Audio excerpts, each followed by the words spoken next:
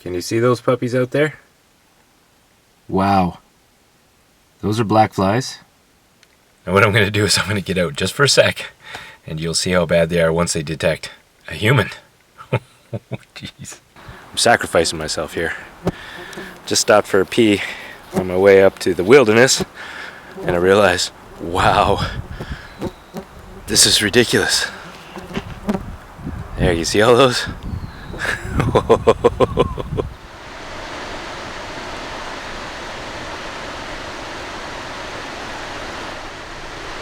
Well, hello, and welcome back to the EconoChallenge.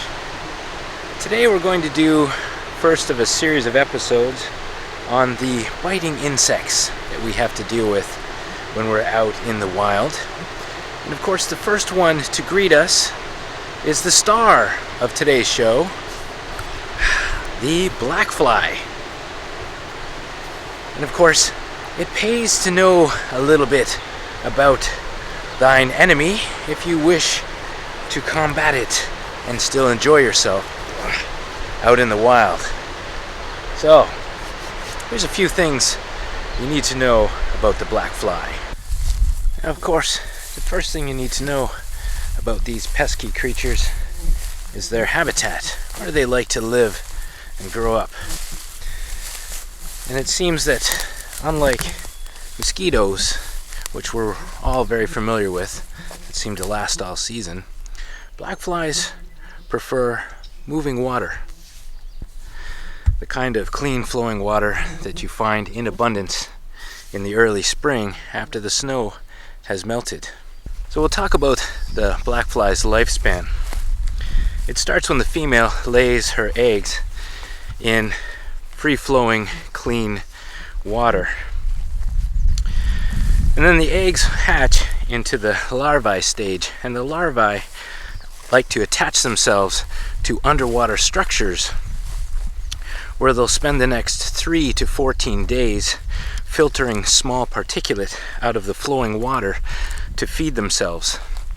And then they change to the pupae stage and go dormant until spring, when we first encounter them.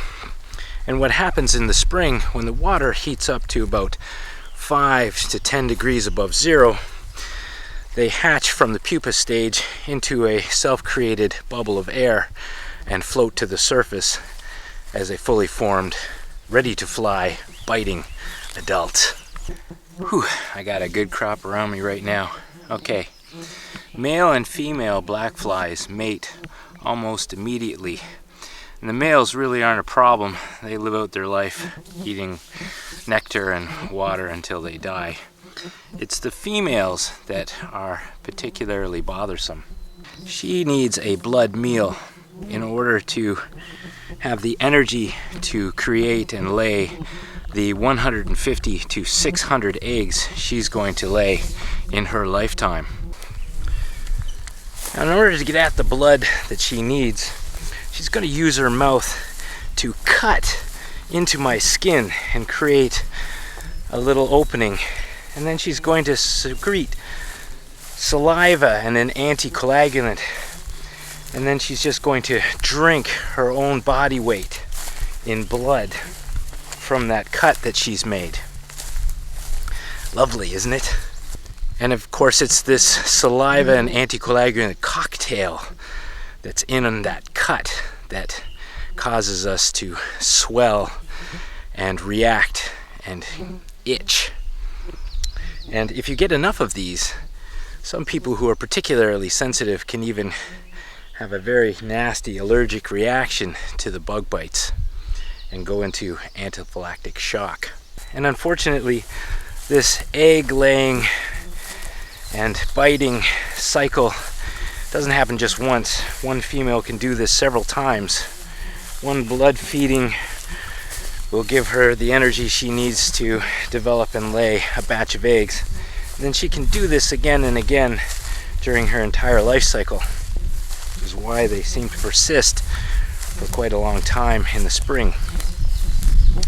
But that's going to end when those streams and rivers finally dry up en masse in the wild. Black fly season is over.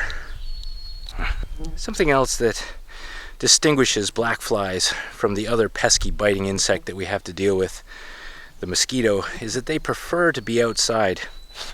They're not going to follow you indoors, and if they do, their main objective is to try and get back outside.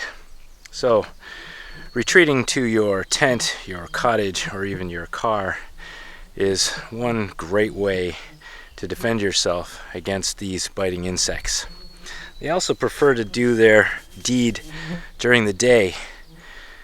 Once you get into nighttime, of course, they rest on the surrounding vegetation until morning, when they can start their search for a blood meal once again.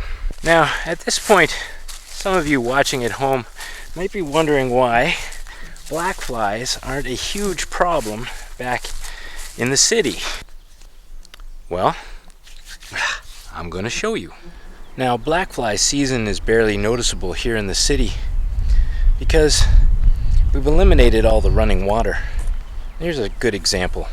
This is a stream I used to play in when I was a kid.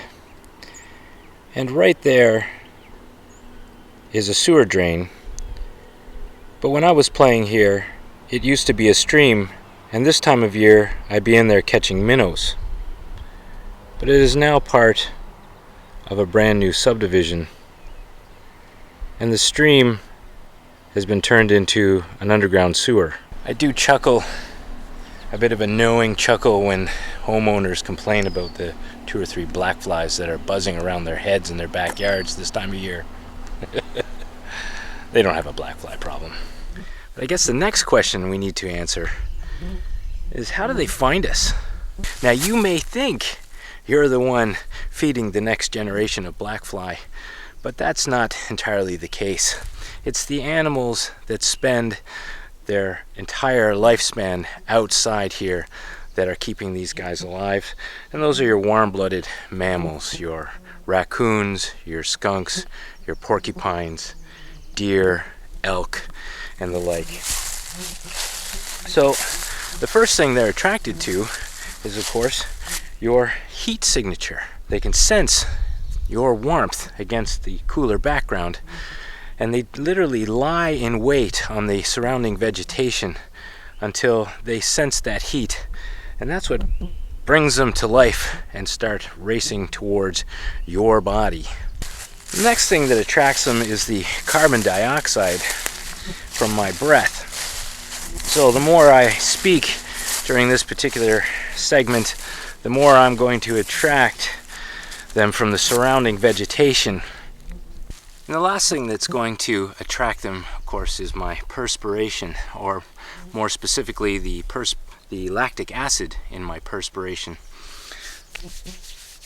There is some evidence that I read that says that perfumes and colognes and creams and makeup and so on, and the smell from those also attract them, but I couldn't find any scientific evidence of that. It's more anecdotal, but you might consider that as well. Your first line of defense that you might reach for in order to protect you from these biting insects, of course, is a bug repellent that contains a significant amount of DEET. Now, we're not going to recommend that you use DEET, especially if you are producing videos for YouTube, and there's a very good reason why we don't make that recommendation, and I'll put a link down below to a video that explains that in more detail. We did it very early on in the life of this channel, and by following that advice, it may save you a bit of money. Okay, now that we've made it out into the woods, I'm going to test out this stuff right here. And I already know that this is very effective at combating biting mosquitoes, but I've never really tested it out against the black fly, so we're going to try this stuff out today. This is the Off Family Care Insect Repellent, and it says right here it's based on the ingredient found in the lemon eucalyptus plant. It does not contain any DEET. It has a pleasant smell, and I really don't mind just plastering myself with this stuff in order to stop them from biting. Oh, I'm so glad that we finally made it to this segment. Don't be afraid with this stuff to put a lot on and apply it regularly as you perspire in order to continue to protect yourself. And it's nice stuff because you can even put it on your clothes like I'm doing here to help keep them from biting. So let's see. Ooh. There's a lot around me right now, and they're still buzzing around. So far, so good. I don't know if you can see them. We should get some sky behind my head here. I don't know if you can see them any better now, but they're still swarming around me quite a bit. But they've stopped landing and biting, which at this stage is all I want. I don't want them biting me anymore. I'll just give them a sec to decide what they want to do.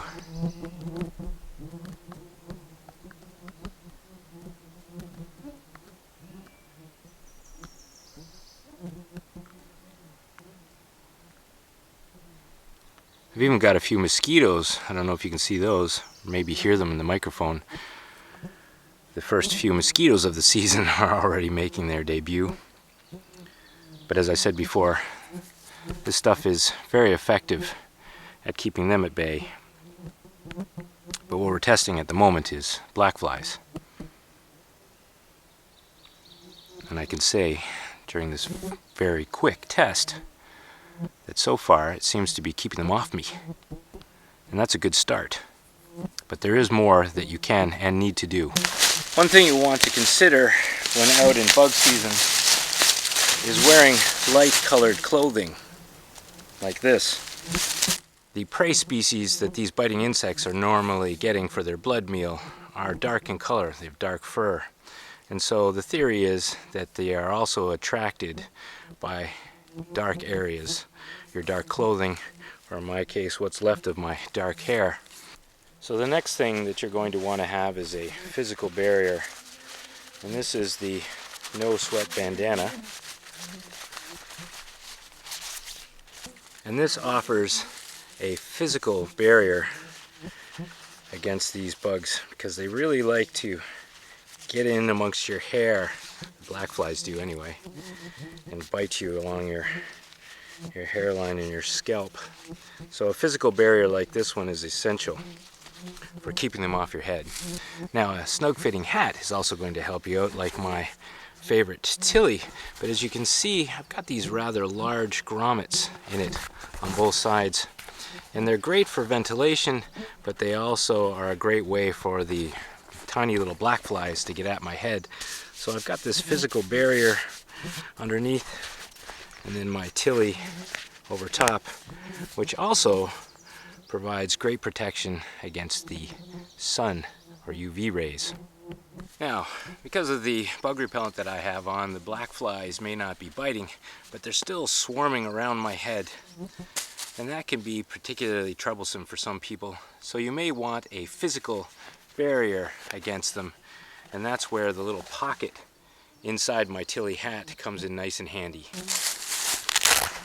Inside here, I can stuff a nice head mosquito net in that pocket and get out if I need it.